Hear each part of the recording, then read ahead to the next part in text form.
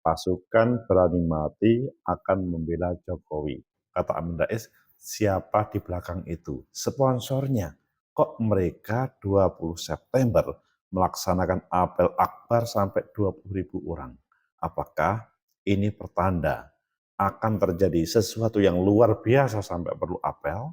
Atau bagaimana menurut kalian? Menurut analisis saya,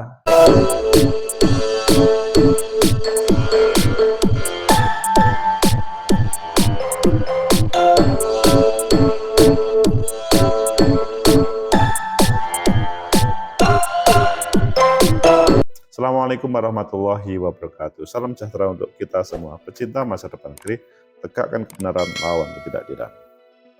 Pasukan berani mati, itu adalah istilah yang jarang kita dengarkan untuk tema Pak Jokowi. Tetapi kalau pada waktu PDI Perjuangan, pada waktu perpindahan dari Orde Lama ke Reformasi, Orde Baru ke Reformasi, waktu itu adalah cap jempol darah. Dan tema pasukan berani mati itu identik dengan biasanya kelompok-kelompok Islam garis keras, Islam sayap kanan, tapi ini terjadi di Pak Jokowi. Sampai kemudian mau menampilkan 20.000 orang. Sebenarnya apa sih? Atau mengapa ini terjadi? Apakah karena memang ada sesuatu yang sangat bahaya dan TNI kemudian kepolisian sudah tidak mampu untuk membackupnya, atau ini adalah persiapan pensiun hanya sebatas ya declare saja. Ayo kita baca di beberapa media, selanjutnya nanti kita kupas mengapa itu terjadi. Pertama kita lihat di Tribun, Amin Rais singgung rencana apel pasukan berani mati pembela Jokowi. Siapa pendana utamanya? Kemudian kita lihat di RMOL, pasukan berani mati muncul, PDIP sebut Jokowi ketakutan. Wow. Kemudian kita lihat juga di Tribun News, ya sama tadi, sekarang kalian memilih yang mana terkait dengan pasukan berani mati ini. Tentunya kedua-duanya bisa kita pakai dengan berangkat dari berita yang ada di Republik Merdeka RMOL ID. Pasukan berani mati muncul, PDIP sebut Jokowi ketakutan. Ini adalah munculnya pasukan pembela Jokowi berani mati dipandang sebagai ketakutan staf Presiden ke-7 RI ini tak lagi menjabat sebagai kepala negara. Menurut Ketua DPP PDIP Komarudin Watubun, orang yang bersedia berani mati untuk sosok tertentu lantaran adanya ketakutan yang besar. Namun di sisi yang lain, Komarudin tidak mau berspekulasi liar mengenai munculnya pembela Jokowi tersebut. Ya, saya nggak punya pandangan urusan itu. Biasanya orang yang siapkan pasukan itu pasti ada ketakutan, perlu ada yang dijaga, ungkap Komarudin di gedung DPR RI. Pasukan berani mati pembela Jokowi berencana mengadakan apel akbar di Tugu Proklamasi pada Minggu 22 September mendatang di Jakarta. Apel ini bertujuan untuk menunjukkan komitmen mereka dalam menjaga Presiden Jokowi dan keluarganya dari berbagai ancaman yang dianggap berusaha menggulingkan kekuasaan. Padahal tinggal 1 bulan tidak ada kalau 22 September. Kita lihat kalau dalam bahasanya Pak Amin Rais, siapa pendana utamanya sebagaimana yang ada Tribun. Yang ini adalah disampaikan Ketua Majelis Syuro Partai Umat. Tanggal 22 September nanti direncanakan akan terjadi 20.000. Dalam bahasanya, pasukan berani itu Sukodikdo Wardoyo, mereka punya komitmen dalam menjaga Jokowi dan keluarga. Kata Pak Amin, dan mungkin akan dijawab mereka sendiri yang membiayai kegiatan itu. Tentu tidak ada yang percaya. Saya tidak percaya sama sekali ketika mereka mengatakan dibiayai sendiri. Dalam bahasanya pasti ada sponsor yang menanggung biaya sejumlah miliaran itu, sehingga dalam suasana seperti itu Mulyono selalu bisa meminta para cukong untuk merogoh kocek. Mereka tetapi itu dulu menurut saya kira sekarang sejak dia jadi bebek lumpuh, bebek lumpuh juga ini, dia kehilangan kesaktiannya. Kekuatan rakyat yang memilih supaya Mulyono sekeluarga segera diperiksa oleh penegak hukum sudah semakin meluas. Pecinta masa depan negeri, tegakkan kebenaran, lawan ketidakadilan. Pasukan berani mati, ya kaget aja, karena masih ada TNI, Angkatan Darat, Angkatan Laut, Angkatan Udara, dan kepolisian. Dan hal itu ditampilkan 20.000 1 bulan kurang sedikit menjelang pergantian kepemimpinannya.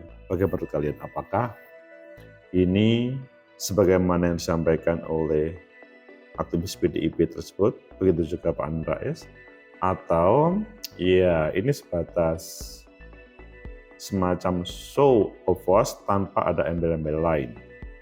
Dan siapa di belakang itu? Menurut analisis saya, pertama, bahwa yang dihadirkan oleh Pak Jokowi tentang hal itu yaitu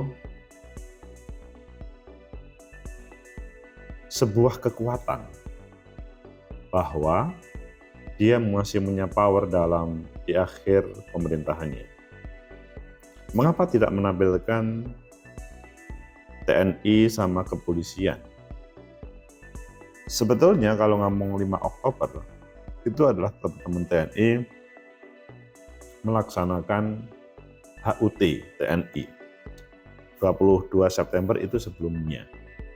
Jadi sebelumnya. Di sini menunjukkan nanti bahwa masyarakat saja, civil society aja mendukung 20.000. Apalagi pada 5 Oktober. Ini menunjukkan, saya melihatnya adalah pesannya adalah Pak Jokowi ingin menunjukkan di akhir kepemimpinannya itu civil society dan TNI, kepolisian, semuanya mendukung. Hanya itu saja sebetulnya pesannya.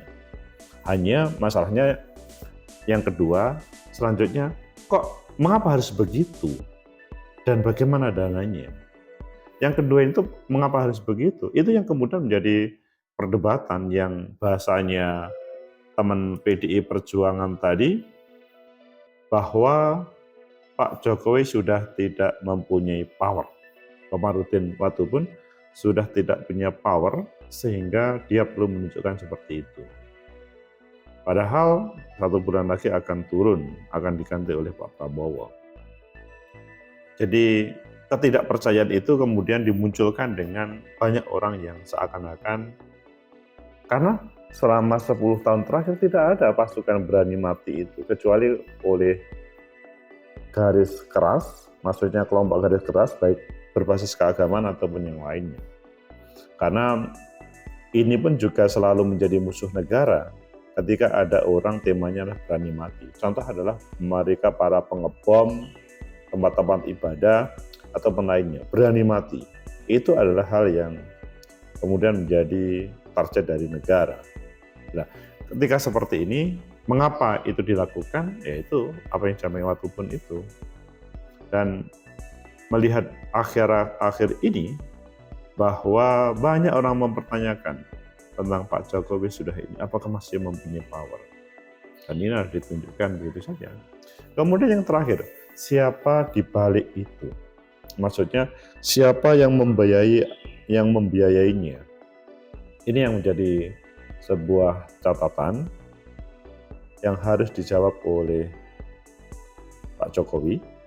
Dalam bahasanya Pak Amin Rais, ini kepala cukong-cukong harus rogoh koceknya. Ini kan kalau ini dibiarkan kan bahaya.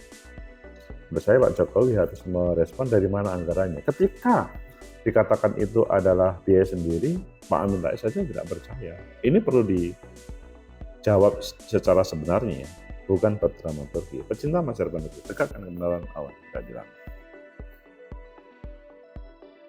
Semoga ending dari Pak Jokowi adalah dalam suasana baik-baik saja, tidak suasana dimusuhi oleh civil society, rakyatnya sendiri.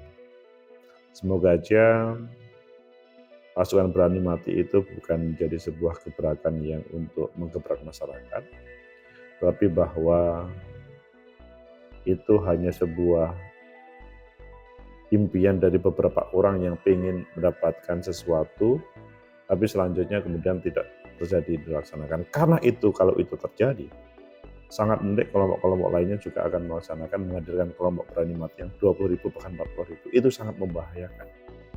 Kalau 22 September pasukan berani mati pembela Pak Jokowi akan tampil, sangat akan mungkin akan tampil kelompok yang lain. Dan ini akan membahayakan terhadap negeri.